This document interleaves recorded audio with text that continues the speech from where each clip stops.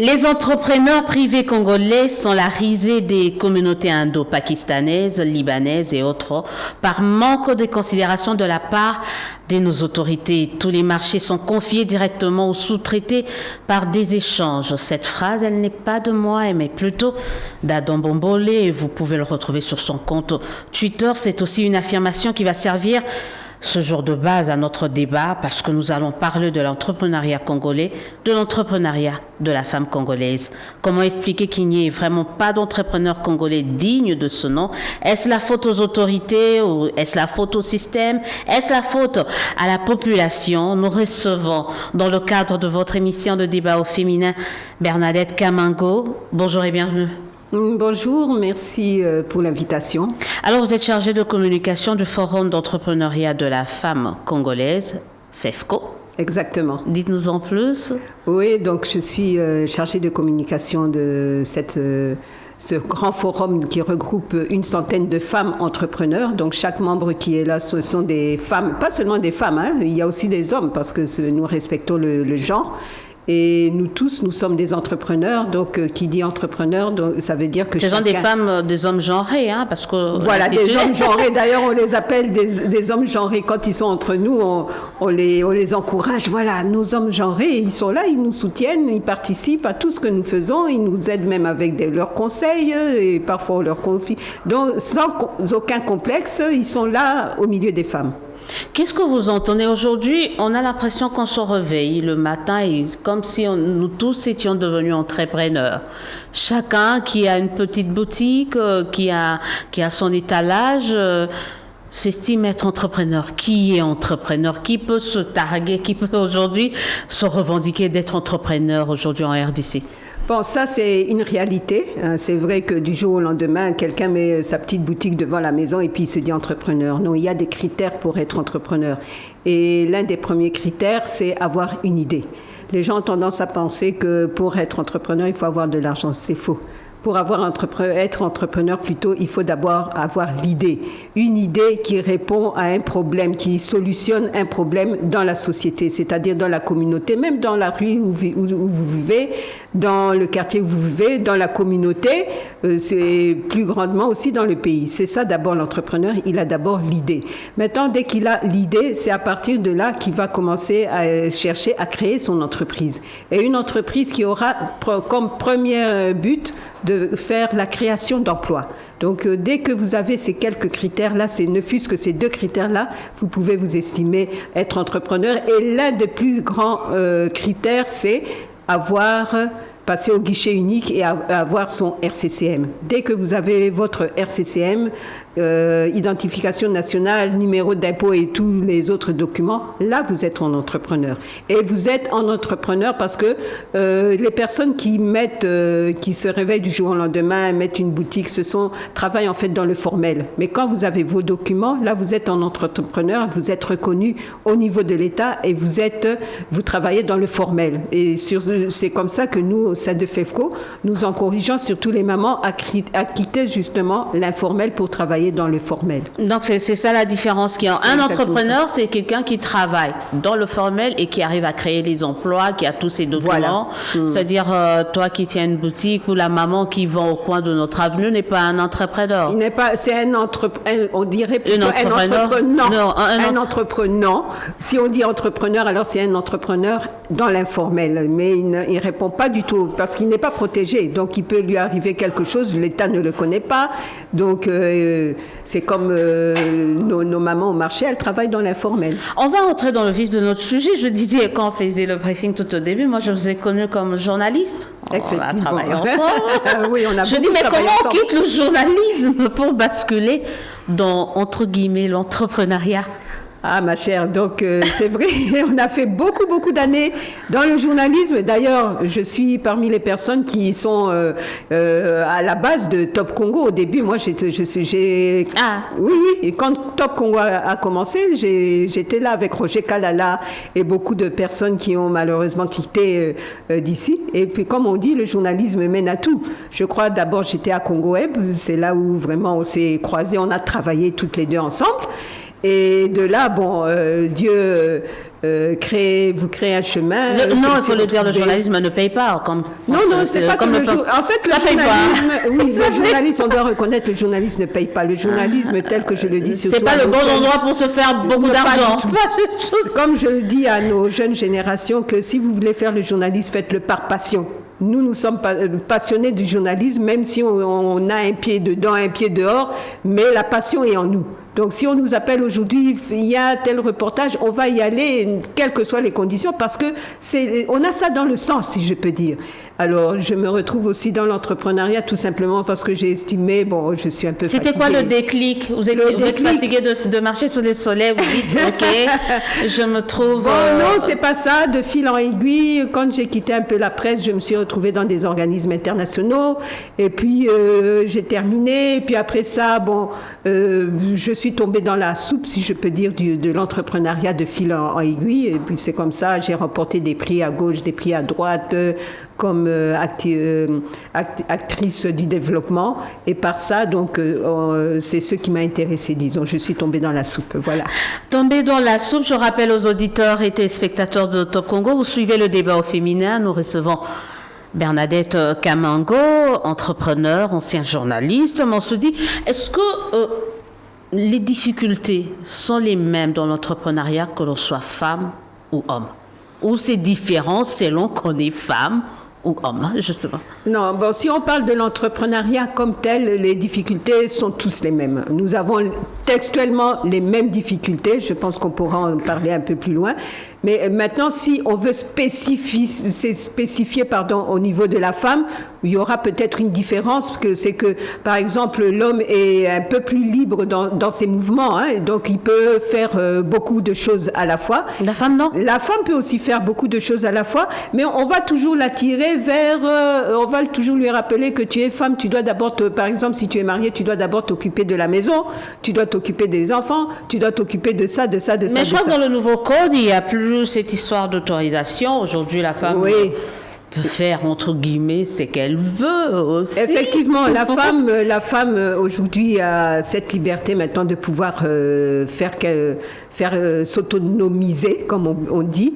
Mais il faut, quand vous allez sur terrain, il y a beaucoup de femmes qui ne sont pas au courant de ça. Dernièrement, nous avons fait quelques sensibilisations pour sensibiliser les femmes sur le droit économique. Vous sentirez que sur le terrain, beaucoup de femmes ignorent quels sont leurs droits économiques. Tout ça, ça fait partie de leurs droits économiques pour qu'elles puissent entreprendre quelque chose. C'est vrai, l'autorisation maritale n'existe plus, mais il faut encore que la femme puisse être au courant. Et le peu de femmes et encore qui sont que toutes les femmes ne sont pas, on parle pas l'entrepreneuriat des femmes, c'est pas toutes les femmes sont mariées, il y a des femmes. Non, il y a des femmes. Justement, comment expliquer que les femmes, on peut dire une femme célibataire qui n'est pas mariée, qui n'est pas astreinte à des pourparlers, je peux dire, avec son mari, elle éprouve quelle difficulté cette femme-là par rapport à un homme? Bon, souvent ce que nous rencontrons avec des femmes célibataires, comme vous dites, c'est parfois elles ont un manque de connaissances, le manque d'information, le manque d'instruction qui freine un peu la femme. Et à côté de ça, le manque aussi, elles font face aussi à la pauvreté, parce que quoi qu'on en dise, la femme côté pauvreté, donc elle est un peu plus faible que l'homme qui a beaucoup plus de capacité d'être sur le terrain, de chercher, de cogner à gauche, de taper à droite. Mais tandis que la femme, si elle se permet d'aller à gauche, à droite, on commence un peu à dire, cette femme-là, qu'est-ce qu'il y a, qu'est-ce qui se passe? Alors elle doit quelque part se réserver de ne pas, peut-être, comme je dirais, choquer la société. Elle n'est pas assez courageuse. Pourquoi vous ne le dites pas? Elle est courageuse. Parce qu'on voit avec les hommes, ils y vont à fond. Elles n'ont pas peut-être beaucoup d'argent. On le voit avec certains hommes qui n'ont rien, mais qui arrivent à foncer. Mais cette femme... Elle est courageuse, mais tu sais, quand une femme fait quelque chose, d'abord, elle est obligée, ce que l'homme fait, elle est obligée de le faire 2 fois plus et 2 fois mieux. Et 2, elle doit toujours veiller à qu'est-ce qu'on va dire, qu'en dira-t-on, si je fais ça, si je vais à droite, si je parle à tel, Donc c'est la faute à la femme, parce qu'elle prend... C'est pas la femme, c'est la faute à la société. Elle fait partie de cette société. Oui, elle fait partie de la société, mais on l'a, disons, enfermée dans un certain carcan où on dit que toi, la femme, ton rôle, c'est ça. tu ne peux pas bouger, tu n'as pas le droit de faire telle chose. Donc automatiquement, et l'éducation aussi de la femme, on l'a déjà formatée à une certaine éducation que moi si à coquiter. Alors dès qu'une femme est formatée dans ce sens-là que moi si à coquiter, donc automatiquement la femme elle-même se donne des limites. Donc quelque part c'est le poids de la société qui fasse que la femme ne se retrouve pas tellement dans certaines choses. Ce que l'homme fait, il le fera facilement, c'est normal, mais il y a des choses quand la femme le fait, qu'est-ce qu'elle a encore fait? Est-ce que la femme n'est pas dans la politique de l'excuse, en fait, pour excuser ses faiblesses, justement, expliquer son manque de courage? Non, c'est même ça. Pas qu'elle est dans l'excuse. Parce qu'on parle de l'émancipation aujourd'hui, on parle de l'égalité, la femme veut être comme l'homme, avec j'allais dire, les mêmes droits, les mêmes devoirs. Elle exige quelque chose d'un côté, mais elle fait quelque chose d'autre. C'est compliqué pour C'est exactement ça. Nous sommes malheureusement dans une société où la culture, nous sommes en RDC, et en RDC, nous avons autant comment je peux dire, de tribus, et chaque tribu a une façon de voir la femme. Et selon où le milieu où la femme évolue, vous verrez qu'il y a un certain comportement par rapport envers les unes et les autres. Mais de manière générale, en RDC, nous avons une culture qui enferme malheureusement, qui jusqu'aujourd'hui, quel que soit le niveau de la femme se réfère toujours, disons, conditionnée à cette culture-là. La culture congolaise, c'est aussi un poids sur le mouvement que la femme peut faire. On va rester un peu avec la femme, cette femme entrepreneur. Vous êtes sur le terrain, vous regardez, vous suivez les femmes entrepreneurs. On peut les répartir. Vous trouvez que les femmes entrepreneurs de quelle partie du pays s'en sortent mieux que d'autres? Quelles sont ces femmes entrepreneurs en RDC qui s'en sortent mieux que les autres? Ils sont situés dans quelle partie du pays? Bon, on peut dire de manière générale, moi je dirais de manière générale, l'économie est entre la femme congolaise. Ça, c'est un fait. L'économie, si vous faites les statistiques, c'est beaucoup plus la femme congolaise qui se réveille très tôt le matin et qui déjà sort le matin et qui est déjà la première sur la rue pour aller exercer justement son activité économique. Si on doit maintenant essayer de catégoriser telle province, je pense que toutes les provinces sont pratiquement à égalité. Peut-être que c'est sur le plan du courage, certaines osent plus que d'autres. Je ne voudrais pas un peu stigmatiser les provinces, mais il y a des provinces où tu sens que la femme, elle est vraiment là-dedans. Il y en a d'autres qui sont un peu plus timides. Il y en a d'autres qui, avant de bouger, elles commencent à regarder qu'est-ce que l'homme va dire. Donc c'est un peu ça. C'est un peu le niveau dans lequel on est. Mais de manière générale, l'économie congolaise, si vraiment on regarde bien, elle est entre les mains de la femme congolaise. J'aime bien, une fois j'étais quelque part avec un grand économiste, Alkitenge, qui avait fait une remarque qui disait, oui, mais vous savez, il y a toutes ces années, pourquoi est-ce que le pays n'a pas vraiment évolué sur le plan économique? C'est tout simplement parce qu'on avait confié l'économie entre les mains des hommes. Et on pensait que... Ah, ça, je le répète. Mais maintenant, on a beaucoup plus compris que l'économie, c'est la femme. L'économie, c'est la femme. Quand celle qui se réveille le matin, là, très tôt le matin, c'est Maman Amapa, qui déjà le matin, très tôt, souvent je parle avec les mamans. En parlant, entre parenthèses, de Maman Amapa, on a dit, un économiste, quelqu'un qui évolue dans le domaine de pain, nous informe qu'entre 6h et 9h en République démocratique du Congo circule entre 30 à 50 millions de dollars, rien qu'avec le pain. Exactement. Donc, quelqu'un peut se lancer dans ce business-là. Je crois qu'on aura à parler, c'est-à-dire entre 30 à 50 millions de dollars circulent. Rien qu'avec le pain, c'est entre 6h et 9h. C'est ça, mais où va cet argent? Où va cet argent? Parce que la femme, telle que vous la voyez, elle reste toujours dans un cadre de pauvreté. Mais où va cet argent, justement? C'est ça le problème. C'est la question que nous se pose. Il y a un système de blanchiment d'argent? Blanchiment d'argent, pardon. Je n'ose pas dire le mot. C'est fort, parce que je n'ai aucune preuve. Mais c'est vrai, on a le droit de se poser cette question aussi. Où va cet argent? Où va cet argent, c'est ça. Et c'est vrai que le pain, moi-même, à un moment, j'ai vendu du pain et je peux vous dire que c'est une activité extrêmement rentable. Mais à la la fin du mois, quand la maman, la boulangerie paye disons le petit pourcentage de la maman, elle va seulement gagner les petites miettes, mais les grosses sommes d'argent que vous donnez là, ça va où? Question mark. Vous suivez le débat au féminin. Nous recevons Bernadette Kamango et nous parlons de l'entrepreneuriat en République démocratique du Congo. Cette fois-ci, on va essayer un peu de sortir. On va parler de l'entrepreneur congolais de manière générale, pas seulement de la femme, avec ses spécificités, ses caractéristiques. Pourquoi on n'a pas de grands entrepreneurs? Pourquoi ça marche pas, l'entrepreneuriat congolais? Depuis le temps qu'on en parle là, entrepreneur par-ci, entrepreneur par-là, mais ça ne marche pas. Ça marche, mais avec beaucoup de difficultés. Vous savez, on a malheureusement dans notre pays, on privilégie la politique surtout. C'est comme moi j'ai l'habitude de dire, on a tout politisé, même le pain, même le foufou, tout est politisé. Alors maintenant, ce qui fait que, même dans les médias, quand vous voyez dans les médias, je crois que 50%, si pas 80% des émissions sont des émissions 90. politiques. 90. Oui, voilà, disons.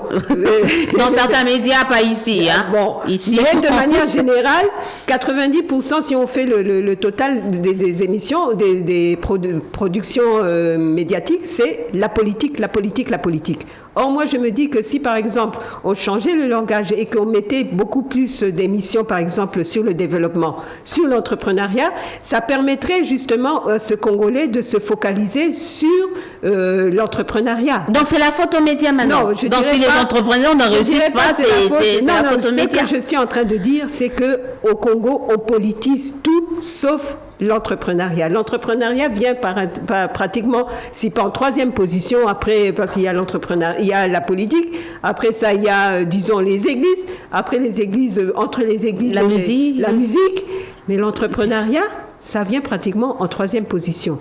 C'est seulement maintenant qu'il y a un certain réveil où on commence à comprendre que si on veut développer le pays, il faut l'entrepreneuriat. Mais qu'est-ce qui se passe? C'est qu'il y a encore un manque d'accompagnement au niveau du gouvernemental, si je peux dire. C'est comme je disais tout à l'heure, dans d'autres pays, surtout les pays anglo-saxons, là où vous allez trouver carrément des milliardaires, il y a tout simplement parce que quand vous vous observez de quelle manière ces pays anglo-saxons, anglophones, disons, sont en train de fonctionner, c'est d'abord, ils sont beaucoup plus pragmatiques. Nous, on est d'abord dans le jeu la paperasse, de quelle tribu il vient, de tout ça, et tout ça, ça influe justement sur le développement, surtout l'entrepreneuriat.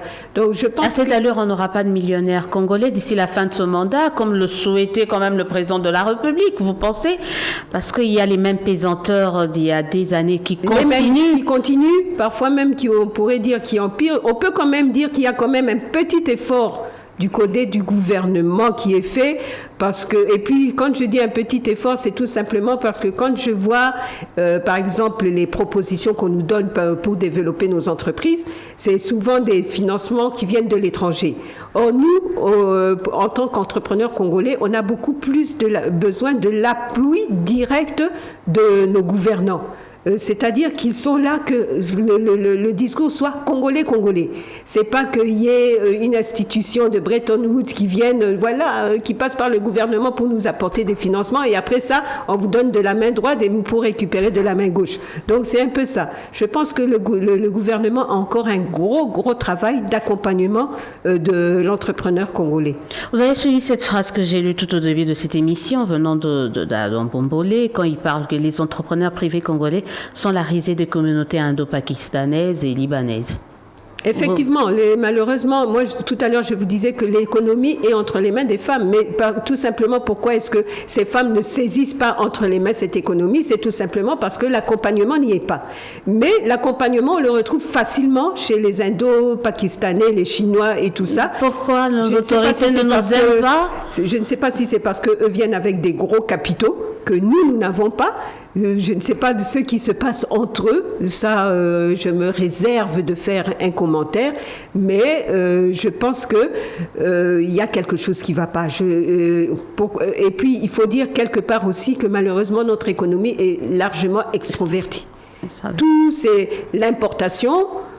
tout ce qui vient de gauche à droite. Nous avons actuellement, nous sommes membres de la ZLECAf, nous sommes membres de l'AGOA. AGOA, c'est une loi justement américaine pour permettre l'exportation de certains produits sur le marché américain sans payer les douanes. Nous avons la ZLECAf aussi, dont nous sommes signataires. Là, on a ouvert nos frontières. Venez. Mais vous verrez que les autres pays sont bien organisés. Et quelque part, à un certain moment, si nous-mêmes ici au Congo, on n'essaye pas de s'organiser, on va être étouffé par tous ces pays qui viennent de l'extérieur. Mais qui vous en empêche? Est-ce que c'est l'État qui doit tout faire? C'est vrai, on peut rejeter la faute à l'État. Oui, mais est-ce que l'État doit tout faire? Non, l'État est le premier responsable. Nous sommes dans FEFCO, le Forum des femmes entrepreneurs du Congo. Nous sommes dans FEFCO, c'est-à-dire nous sommes regroupés, nous les femmes, pratiquement plus d'une centaine de femmes pour essayer justement de résoudre ce problème-là,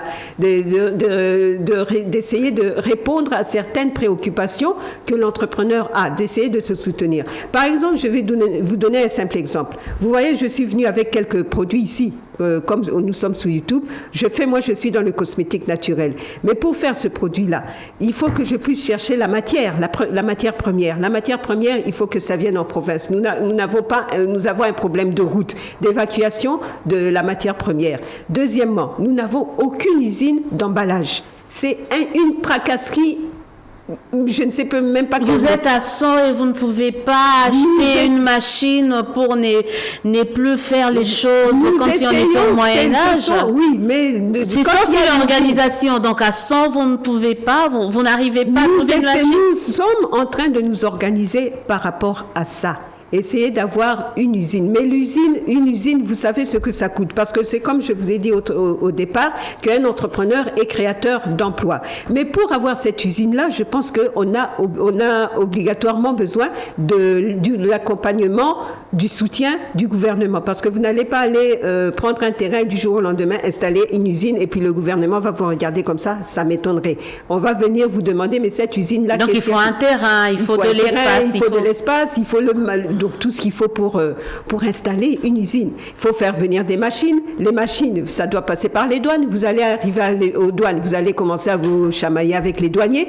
Donc il y a tout un accompagnement justement pour qu'on puisse avoir ces genres d'emballage. Quand nous allons vers... Comment ils s'en sortent, les Indo-Pakistanais, Libanais? Il faut voir leur politique. Ils s'en sortent. Comment ils s'en sortent? Mais justement... Vous les avez approchés. Est-ce que vous les avez approchés un peu pour dire, mais comment vous, qui êtes expatriés, vous arrivez à vous en sortir mieux que nous? Oui, nous avons par exemple, nous fabriquons nos produits à la main. Nous fabriquons tous nos produits, donc chaque entrepreneur de son côté. Moi, je fais mon savon, je le fais à la main. J'ai pas de machine, je n'ai rien. Je me débrouille dans mon petit coin là pour le fabriquer. Comme au Moyen-Âge, quoi. Comme au Moyen-Âge. Et vous verrez des mamans qui vous font des jus là terribles. Nous avons de très bons produits. Et quand nous allons vers les Indo-Pakistanais, les Chinois, avec nos produits, leur proposer, par exemple, prévoyez-nous un étalage là où nous allons mettre nos produits congolais que nous-mêmes nous fabriquons. Quand vous entrez dans ces supermarchés, peut-être une semaine ou un mois après, vous allez vous trouver ces produits ça. Quelque part là, dans un petit coin où à peine le Congolais, nous-mêmes les Congolais qui viennent acheter, le voient. Et non seulement ça, comme le Congolais aussi a la mentalité de penser que ceux qui viennent de l'extérieur, c'est meilleur que ceux qui est Congolais. Donc il y a un peu ce comportement aussi du Congolais, de la part du Congolais qui doit un peu changer. Essayer d'encourager un peu aussi les entrepreneurs congolais. Mais est-ce que c'est faux? Ce qui vient de l'extérieur est souvent mieux. C'est vraiment faux, ne vous en faites pas. Et souvent mieux et moins cher. On va en parler, mais continuons, on parlera de ce paradoxe. C'est moins cher, mais quelle qualité? Non, mais on en parlera. Là, moins cher, d'accord, je veux bien, mais avec quelle qualité? Aujourd'hui, nous sommes butés à un problème de malbouffe. J'ai pas envie de citer les produits ici pour ne pas être un peu chamaillé un peu après, mais par exemple, nous avons un problème sérieux de malbouffe qui apporte des cancers, qui apporte des maladies. Si vous étiez plus petite, je crois il y a quelques années, est-ce qu'on parlait des problèmes cardiaques? Non. On parlait des tensions? Non. On parlait même de cancer? Non. On disait d'ailleurs que ces maladies, c'était des maladies des riches. Maintenant, aujourd'hui, on s'est rendu compte, mais il y a un nouveau mode de vie, et ce nouveau mode de vie nous ont créé des nouveaux riches. Donc, quand vous allez dans les supermarchés, c'est-à-dire que, waouh, c'est le Kizungu, c'est le Mundele, donc là-bas, c'est vraiment... C'est un complexe, donc c'est un complexe. Il y a aussi un problème de complexe. C'est ça. Pendant que vous avez, si vous voyez les produits que les entrepreneurs congolais vous font, c'est vraiment la qualité. Ça vous permet même d'éviter toutes ces tracasseries-là de sanitaires. Non, quand vous nous dites que vous faites cela à la main, c'est-à-dire on peut déjà commencer à remettre en cause l'hygiène même. Non. Évidemment, on ne va pas exposer nos frères et nos sœurs congolais à n'importe quoi. Non, merci. Est-ce que vous êtes soumis quand vous faites ça, l'OCC passe? Est-ce que se contrôler, c'est aussi ça? Parce que ces importateurs, on peut beau décrier le fait qu'ils puissent détenir 90% de l'économie congolaise, mais ils sont soumis à l'OCC passe par là, la douane est là. Est-ce que vous êtes soumis à tout cela, par exemple, le contrôle de vos produits? Oui, l'OCC, ne vous en faites pas, l'OCC est là, l'OCC. Et puis, quand on parle de l'OCC, il faut savoir aussi quel est le rôle de l'OCC. En principe, le rôle de l'OCC, c'est justement pour ces Indiens-là qui... Et en interne, c'est qui? Non. Les gens confondent le rôle de l'OCC. Moi, nous parlons beaucoup avec ces gens. Le rôle de l'OCC, c'est justement poursuivre ces Indo-Pakistanais qui nous importent les produits. Le rôle de l'OCC, en principe, interne, on n'a pas le droit de contrôler? Non, le rôle de l'OCC, il faut pas confondre. Le rôle de l'OCC, en principe, se limite aux frontières. En principe, c'est ça. Mais comme on est mal informé, c'est ce que je disais au départ. Là, quand on demandait la femme célibataire, ceci, cela, j'ai bien dit qu'elle était mal informée. L'entrepreneur congolais est très mal informé et c'est ce qui fait que, justement, les Indo-Pakistanais nous dament le pion. Parce que qui contrôle vos produits? Il y a dans le, comment je peux dire, au niveau de l'organisation publique, il y a des institutions qui sont là pour le contrôle des produits. Mais quelle structure? On veut bien savoir. On est là pour l'information, informer ces femmes-là. Nous avons au niveau du ministère de la Santé, il y a tout un département justement de contrôle de ces produits-là. Vous allez là-bas. Rien que pour la production interne. La production, la mise sur le marché de votre produit. Ils sont là au niveau du ministère de la Santé. Mais beaucoup d'entrepreneurs ne sont pas au courant. Vous allez là, moi j'ai eu l'occasion d'y aller pour mes propres produits. Je suis partie, mais maintenant on m'a dit non, voilà madame, pour votre produit, pour la mise sur le marché, voilà c'est ça. Maintenant là où les gens sont encore butés, c'est que c'est pas gratuit. C'est pas gratuit, il faut... Ça ne devait pas l'être. Ça ne devait pas l'être, mais c'est pas gratuit. La gratuité, c'est juste à l'enseignement primaire. Mais par rapport maintenant au montant à payer, c'est ça aussi qui fait un peu basculer les entrepreneurs. Disons brièvement, c'est que il y a un manque d'information même au sein de l'entrepreneur congolais. Et cette information est beaucoup plus, je ne sais pas pourquoi, malheureusement, les Indo-Pakistanais, avant de venir au pays, ils se renseignent très bien. Ils ont facilement les informations que, malheureusement, nous n'avons pas. Et ça, c'est vraiment regrettable. Vraiment regrettable, on continue. Vous êtes en train de suivre Top Congo FM et c'est le débat au féminin. Nous recevons Bernadette Kamango, nous parlons de l'entrepreneuriat congolais. Comment devons-nous faire pour récupérer notre économie détenue à plus de 90%? Pour récupérer... Ça fait des années. On va répondre à cette question, mais je voulais revenir. On parlait tout à l'heure de la qualité de produits, permettez-moi la tautologie, en interne. Les produits bio, produits localement, si on peut le dire comme ça coûte cher. Oui, ça coûte Comment cher. expliquer ça? C'est-à-dire quelque chose qui est importé, qui est soumis à des douanes, à des taxes, puisse coûter moins cher que des produits localement aussi. C'est ça la difficulté. Comment y remédier? C'est ce que je disais tout à l'heure. On dit ce qui est rare est cher. Nous travaillons dans des de manière artisanale, si je peux dire, dans nos petites unités de production. Ce qui est importé, c'est travailler dans des usines, donc une quantité industrielle. Donc la quantité industrielle par rapport à la production qui proviennent des unités artisanales ne fait pas le poids, si je peux dire. Et c'est là où nous demandons vraiment au gouvernement de pouvoir nous accompagner. Si nous avions vraiment le grand soutien, tout le soutien voulu pour développer justement cette quantité industrielle, au niveau de l'entrepreneur congolais, je pense qu'on pourra faire face. Non seulement ça, il y a aussi, tout à l'heure je parlais des produits de l'emballage. Je disais que nous avons un sérieux problème surtout dans la présentation, il paraît que... Voilà, c'est ça le problème de présentation. Fort, hein. Quand eux viennent, tout est fait dans leur pays, au niveau des usines, tout, et puis ils viennent avec une belle présentation qui attire les yeux, parce que le produit, c'est aussi attiré avec les yeux. Alors les gens se disent, ah mais c'est joli, c'est beau, tout ça, vous allez acheter, mais entre-temps, qu'est-ce que vous achetez? La qualité que vous achetez, vous ne savez pas. Donc c'est un peu ça. Non, ça peut être de bonne qualité aussi, on ne dit pas que tout ce qui est importé est forcément mauvais. On ne dit pas que tout ce qui est importé il faudrait mauvais. Tout ce qu'on importe n'est pas mauvais. Actuellement, notre grande bataille au niveau de FEFCO et d'autres synergies, c'est nous nous battons pour le consommant congolais. Le consommant congolais, ah oui, nous sommes en étant congolais. Plus cher, dites-moi. Vous savez que par exemple, un Indien, un Chinois, tout ce que vous voulez, Indo-Pakistanais, même un Libanais, n'achètera jamais un produit chez un Congolais. Il ira chez son frère. Ah oui, ça c'est vrai. Hein, il ira chez son frère.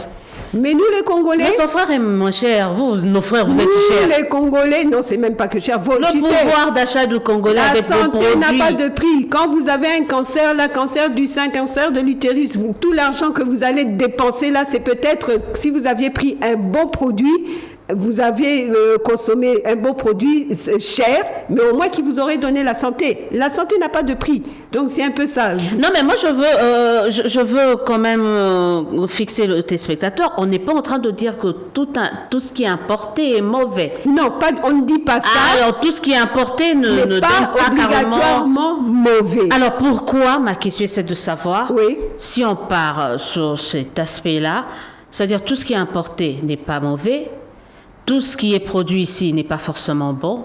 Pourquoi nous devrions-nous acheter le produit congolais à plus cher alors qu'on peut le trouver dans des supermarchés qui en réalité, comme je l'ai dit dans un de mes études, sont des épiceries du quartier? Pourquoi devrons-nous acheter les produits congolais produits localement à plus cher alors qu'on peut avoir les mêmes produits à moins cher? Vous aurez les mêmes produits à moins cher, tout simplement parce que là où par exemple c'est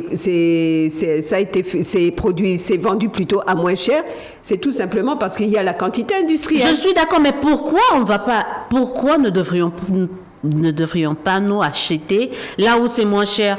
Pourquoi on doit acheter chez un Congolais alors que c'est plus cher? Non, c'est ça, le problème de quantité. Chez le Congolais, c'est ce que je suis en train de dire, nous travaillons dans des unités artisanales. Et quand on fait, même si vous allez en Europe, quelqu'un qui produit son produit à la main, ne vous en faites pas. Le produit sera excessivement cher, tout simplement parce que son produit a été fait de manière manuelle.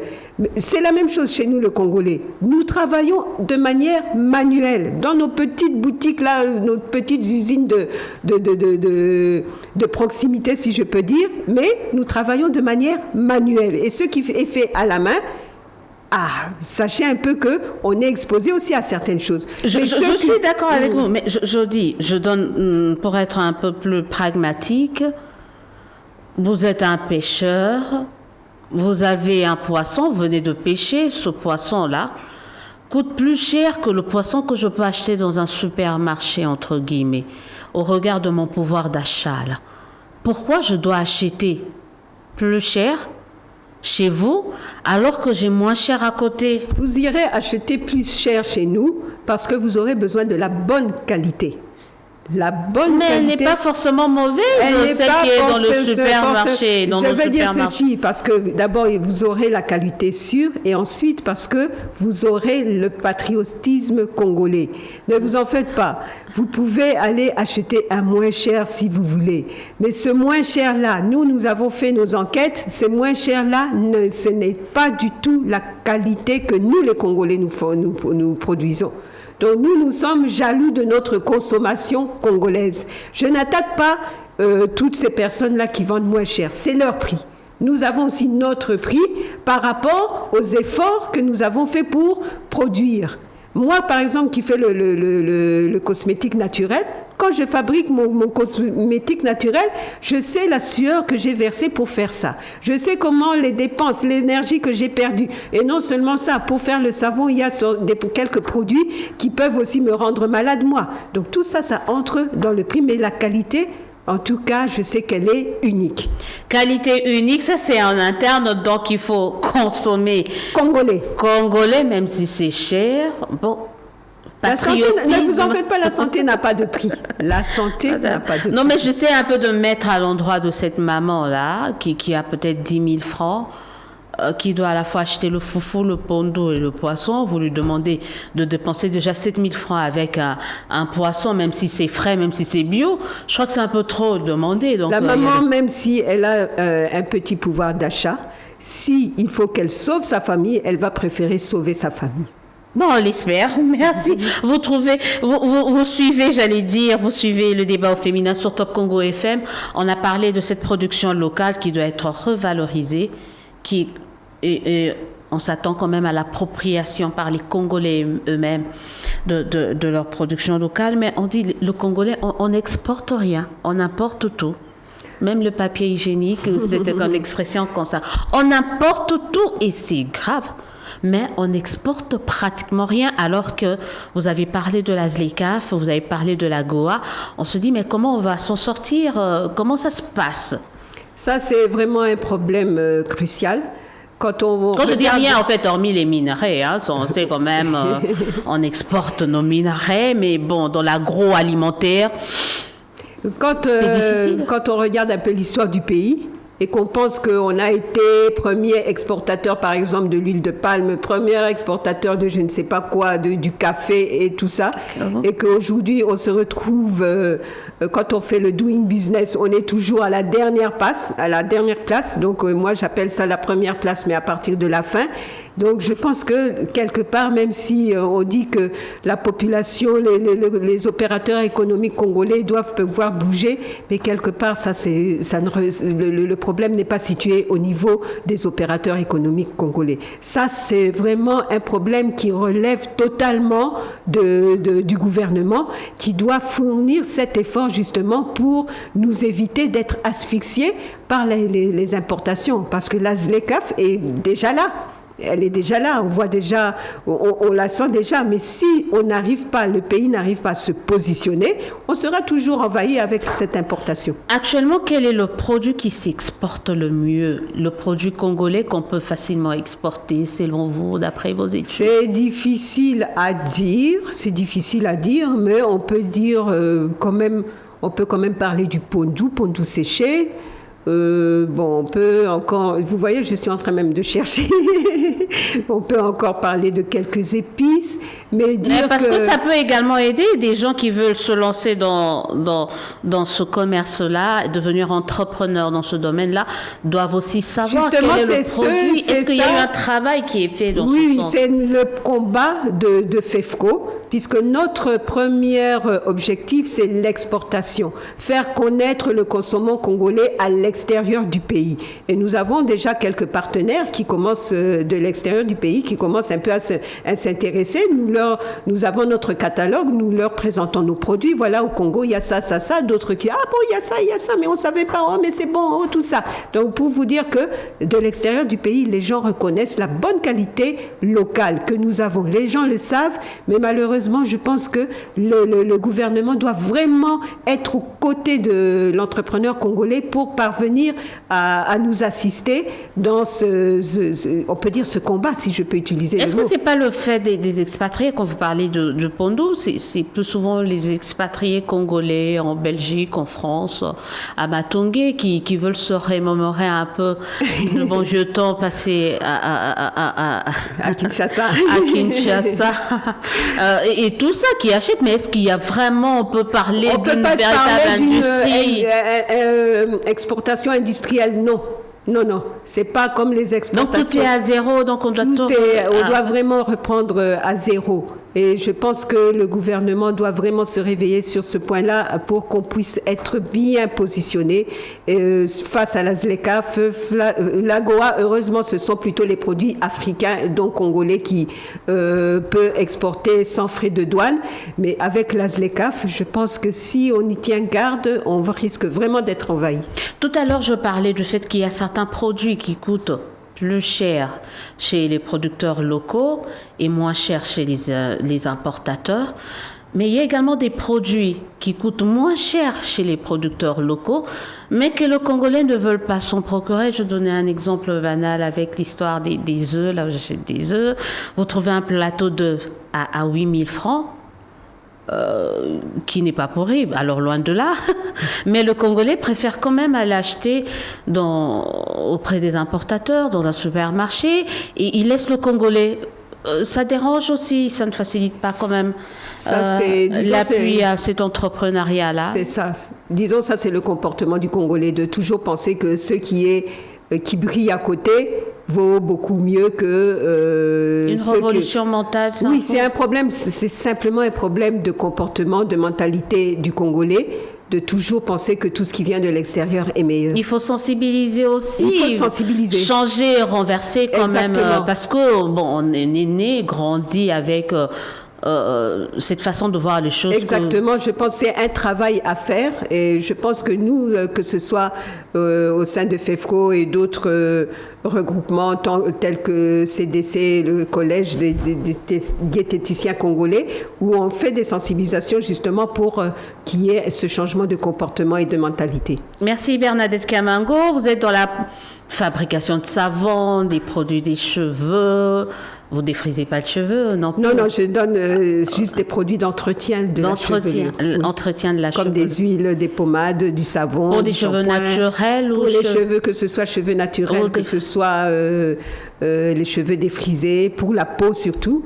Ça marche. Oui, ça marche très bien. Ça marche très très bien. Et là, au moins, j'ai des clientes qui préfèrent les produits congolais que d'acheter les produits qui leur ont donné, qui leur ont abîmé les cheveux, qui leur ont abîmé la peau.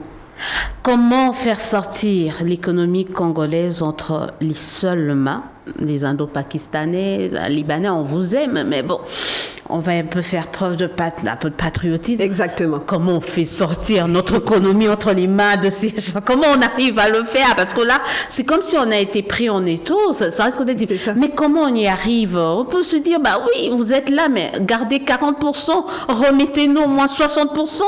Tout ça, c'est un travail de synergie. D'abord en interne avec nous, les opérateurs économiques congolais. Mais cette synergie, comme je l'appelle, comme je le dis, comme ce sont justement, c'est l'État qui laisse en fait ces Indo-Pakistanais nous envahir, les mêmes facilités qu'ils leur accordent, qu'ils viennent aussi nous les accorder. Et on va faire un très beau travail. Vous verrez que c'est ce que je dis, si on parlait beaucoup plus de développement, si on parlait plus d'entrepreneuriat au Congo, je pense qu'en 1 an, 2 ans, le Congo va changer.